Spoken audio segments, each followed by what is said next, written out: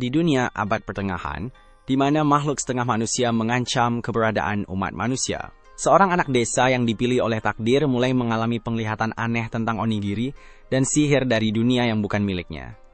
Ini adalah kisah tentang Kai, seorang anak muda yang percaya bahwa jika dia berusaha cukup keras, dia akan mampu memanggil api. Dan jujur saja, kalian semua pernah percaya pada sesuatu seperti itu di suatu titik dalam kehidupan kita. Cerita dimulai di desa Lek, di mana para prajurit desa berusaha keras untuk mempertahankan rumah mereka dari monyet abu-abu atau kera. Salah satu prajurit muda itu adalah Kai. Kai sendirian berhadapan dengan seekor monyet raksasa dan memohon bantuan dari seniornya, Manso. Tapi begitu Manso datang, monyet itu malah menyerangnya terlebih dahulu, dan kemudian mengelilingi Kai bersama monyet-monyet lainnya. Saat itulah seorang pendekar pedang bernama Orha, putra tertua Moloch, yang memiliki kekuatan Dewa Tanah, datang dan bersiap mengalahkan monyet-monyet yang berani menginvasi wilayah manusia. Dengan mentidaktifkan lambang suci di wajahnya, membuktikan bahwa dia adalah pelindung yang dipilih oleh Dewa Tanah, Orha maju, dan dengan cepat mengalahkan setiap monyet, dan membuat Kai sangat keheranan melihat kemampuan luar biasa itu. Sementara monyet-monyet lainnya kabur dari pertarungan yang kalah ini, manusia menang, atau seperti kata Manso, mereka berhasil bertahan lagi untuk 1 hari. Penduduk desa akhirnya merasa lega. Sementara itu, beberapa tentara mulai mengambil inti buah, atau yang mereka sebut sebagai batu dewa, dari dalam tubuh monyet-monyet yang mati. Orha adalah orang pertama yang meminum isi dari salah satu batu dewa ini, dan setelah dia, yang lain juga berdoa kepada dewa mereka dan minum cairan di dalamnya, menghasilkan peningkatan total energi spiritual mereka. Ternyata, memakan inti dari batu dewa membuat seseorang lebih kuat dan meningkatkan energi spiritual mereka, seperti yang baru saja kita lihat. Jadi, Kai ingin yang lain, berharap bisa menjadi lebih kuat. Tapi Manso tidak mengizinkannya karena dia dianggap bukan siapa-siapa yang tidak pantas mendapatkan hak istimewa seperti itu, dan malah mengirimkan sisa batu dewa ke kastil, karena sebagian besar memang diperuntukkan bagi para penjaga seperti Tuan Orha. Menurut Master Bosco, membuat yang kuat menjadi lebih kuat adalah cara untuk menjaga kestabilan, dan dia memberitahu Kai bahwa dia harus menerimanya juga.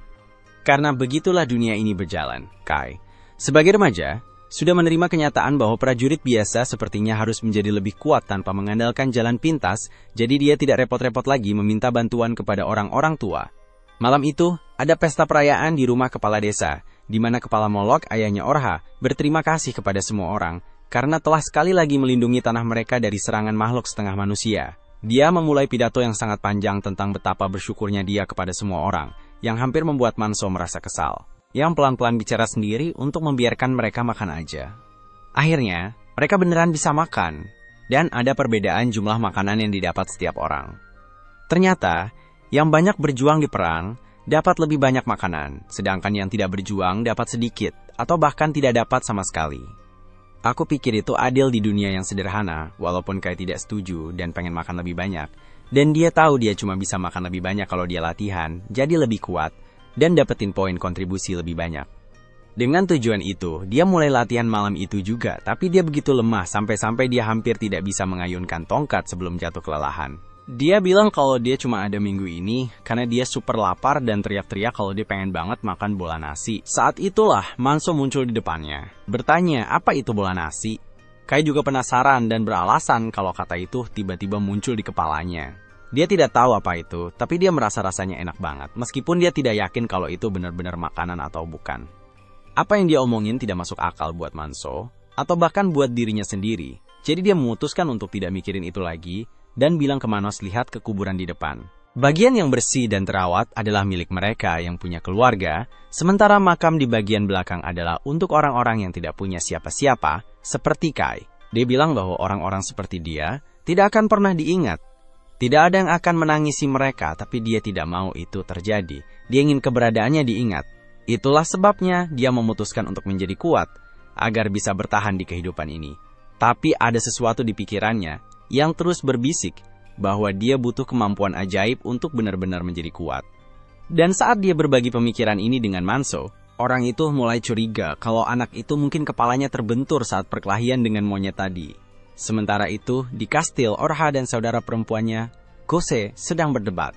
Yose ingin belajar bertarung sedikit saja supaya bisa melindungi dirinya sendiri, tapi Orha tidak setuju. Dia tidak mau, dia bilang kalau tidak ada perempuan di keluarganya yang pernah belajar bertarung. Orha tipe orang yang percaya kalau perempuan cuma dilahirkan untuk urusan dapur saja. Dan Jose tahu kalau dia tidak bisa mengubah cara pikir Orha yang kuno itu, jadi dia tidak mau memperpanjang masalahnya. Di desa, Kai lagi asyik latihan main-main sama Manso. Tapi ketika Manso berhasil memukul dengan keras, terjadi sesuatu yang aneh. Saat Kai mulai jatuh ke tanah, tiba-tiba dia merasa tenggelam di dalam air. Lalu, ada ledakan api yang mengalir melalui tubuhnya, dan sekelilingnya berubah menjadi Jepang masa kini. Saat dia membuka matanya, dia benar-benar bingung dengan apa yang dilihat, dan bertanya-tanya, apakah dia baru saja dipindahkan ke dunia isekai. Dia terus-terusan jatuh, sambil mengayun-ayunkan tangan, mencoba meraih udara, ketika tiba-tiba dia merasakan sesuatu yang aneh melilit tangannya. Saat itulah dia bangun dari mimpi aneh itu, bilang kalau apa yang dia rasakan adalah sihir. Tapi sebenarnya, dia tidak tahu apa arti kata sihir itu. Manso kelihatan khawatir, tapi Kai mengabaikannya, bilang kalau dia baik-baik saja. Namun, di dalam hatinya, dia bertanya-tanya, kenapa dia terus mengalami ingatan-ingatan yang dia sama sekali tidak ingat. Ternyata, hal-hal seperti ini sudah sering terjadi padanya, dan dalam salah satu ingatan aneh itu, dia melihat banyak bola nasi untuk pertama kalinya. Untuk sekarang, dia bilang ke dirinya sendiri bahwa ini cuma imajinasi aja, tapi dalam hati dia berharap kalau sihir yang dia rasakan ini bisa jadi kemampuan ajaib yang dia butuhkan buat jadi lebih kuat. Di kastil, ada seekor elang pengantar pesan yang datang bawa kabar buat Moloch bahwa ada gerombolan orc muncul di barat, dekat desa Banya. Ayahnya Orha khawatir kalau para prajurit tidak dapat istirahat, karena sekarang mereka harus melawan orc setelah baru aja selesai bertempur. Tapi Orha yang berhati dingin percaya kalau mereka cuma melakukan tugas mereka dan harus membela tanah tanpa banyak tanya. Ayahnya merasa terganggu dengan respons ini. Sementara itu, di kamp tentara, Kai terus memikirkan tentang sihir api. Saat dia tetap terjaga memikirkannya, Manso bertanya, apa yang sedang dipikirkannya? Manso penasaran kenapa Kai belum tidur. Dia kemudian bercerita tentang seorang biksu yang tinggal di tempat gelap tanpa api. Untuk mendapatkan api, si biksu harus memproduksi api dari jarinya, yang kemudian dia gunakan sebagai cahaya. Mendengar cerita ini, Kai sangat bersemangat. Bayangan tentang hal itu membuatnya terdiam. Keesokan paginya, Kai bergegas ke tempat rahasia untuk mencoba teknik jari api yang pernah dia dengar sebelumnya. Dia percaya bahwa dia bisa melakukannya jika dia bisa menyalurkan energi spiritual dalam dirinya. Baginya, mengumpulkan cukup energi spiritual bisa menyalakan api itu. Sayangnya, usahanya sia-sia dan dia mencoba berulang kali, tetapi tidak mendapatkan hasil yang positif. Karena cara itu tidak berhasil, dia mencoba memikirkan cara untuk mendapatkan energi spiritual yang cukup. Dia merasakan ada aliran energi spiritual di dadanya dan mencoba menembakkan api dari situ, tapi tetap tidak berhasil. Di tempat lain, para orc sedang menyerang para prajurit yang lemah dan menggunakan tubuh mereka sebagai pijakan. Di kamp prajurit, para prajurit menyadari bahwa para orc itu mengawasi mereka dari dalam hutan. Karena itu, mereka mengirim beberapa prajurit untuk berjaga di hutan. Tak lama kemudian, mereka merasakan kedatangan para orc dan memberitahu yang lain sambil mengambil posisi untuk bertahan. Setelah itu, mereka menyerang para orc, yang langsung balas menyerang mereka. Kai memimpin serangan dan langsung menusuk salah satu orc di bagian jantung. Tepat saat itu juga, sebuah tubuh tak bernyawa dilemparkan ke arahnya, membuatnya terjebak di tempat dan tidak bisa membela diri dari orc besar yang sekarang mendekatinya. Orc itu hampir saja mengirimnya ke dunia bawah, tapi tiba-tiba banyak anak panah melayang dan menjatuhkan orc tersebut. Untungnya, Manso datang tepat waktu bersama beberapa prajurit lain untuk menyelamatkan nyawanya. Serangan itu membuat kakinya terluka. Karena hal ini, Manso membantunya berdiri. Mereka berbalik dan melihat ada beberapa orc mengintai di belakang mereka. Kai meminta Manso untuk meninggalkannya dan menyelamatkan diri. Menganggap ini sebagai lelucon, Manso tetap membantunya, dan mereka berdua berusaha mencari tempat aman. Untuk membantu rencana pelarian mereka, para prajurit lain memutuskan untuk berpencar.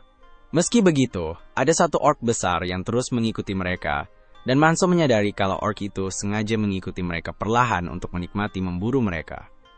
Menyadari bahwa Manso tidak seberani yang dipikirkan, dia terpaksa meninggalkan Kai dan menyelamatkan diri. Kai ngerti banget situasinya sendirian, dia pakai tombaknya buat menjauh dari pisau daging tajam milik orc. Dengan tekad kuat, dia terus meyakinkan dirinya kalau hari ini dia tidak akan mati. Setelah beberapa saat, dia sadar kalau kabur tidak akan berhasil, jadi dia balik badan dan hadapi orc itu langsung. Awalnya orc itu sembunyi di hutan, tapi Kai suruh dia keluar dari persembunyiannya. Awalnya orc tidak mau keluar, tapi pas Kai mau pergi, orc itu lempar pisau dan kena bahunya. Setelah itu, orcnya keluar dari hutan dan langsung mencekik leher Kai. Meskipun sedang dipegang erat, Kai tetap bertekad bahwa dia tidak akan mati hari ini. Dia mencoba menyalurkan energi spiritualnya untuk mengeluarkan api dari jarinya, tapi meskipun ada percikan yang terlihat, itu masih belum berhasil. Semangat kuat untuk bertahan akhirnya memungkinkannya menyalurkan energi spiritualnya dan meledakkan wajah orc yang burik itu. Ini membuat orc tersebut pingsan, dan Kai senang karena sekarang dia memiliki sihir api. Sementara itu, Orha menghadapi beberapa orc sendirian dan dengan tangan kosong.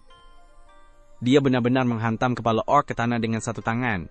Melihat betapa kuatnya dia, orc lainnya mundur untuk keselamatan mereka.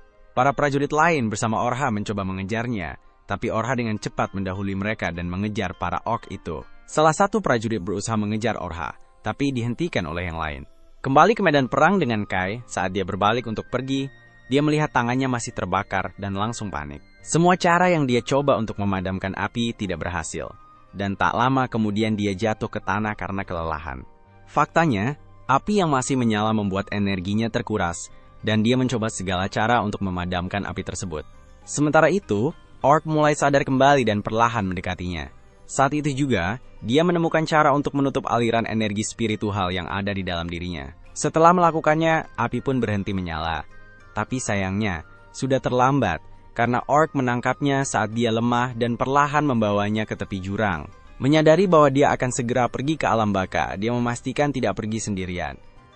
Tepat sebelum orc melemparnya ke jurang, dia mengeluarkan pedangnya dan menebas dada orc itu, seperti mengundangnya ikut dalam perjalanan ke dunia bawah. Setelah jatuh, mereka berdua